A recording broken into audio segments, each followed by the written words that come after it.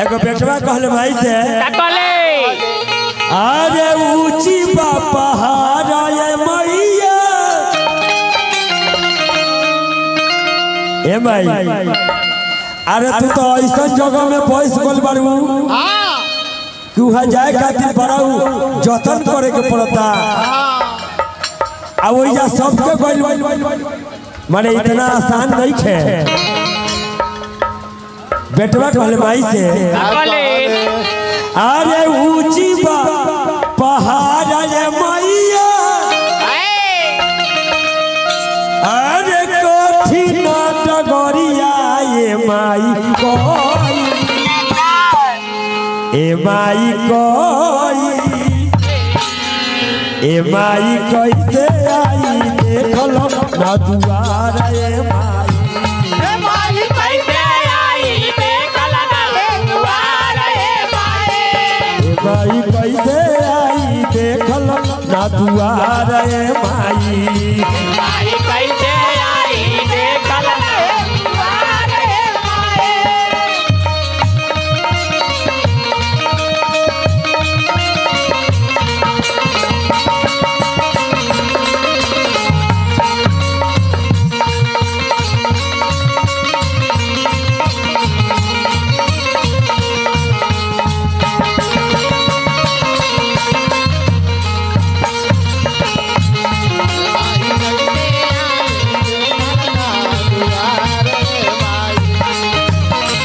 आसरा लगौले बानी आसरा पूरा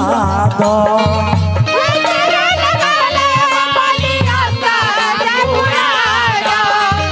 आसरा लगौले बानी आसरा पूरा दो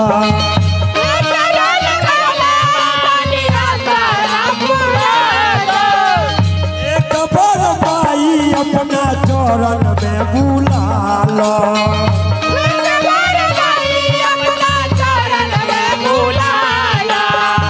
एक बार माई अपना चरण में बुला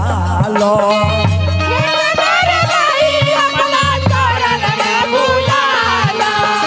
जोरा जोरा नारियल लेके जोरा जोरा चुंदरी लेके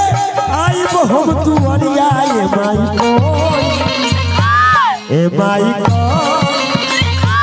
ए माई कैसे आई देखलो ना दुआर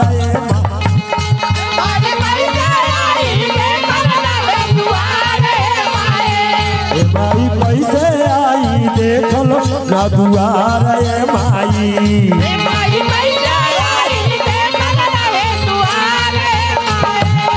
माई कैसे आई देखलो ना दुआर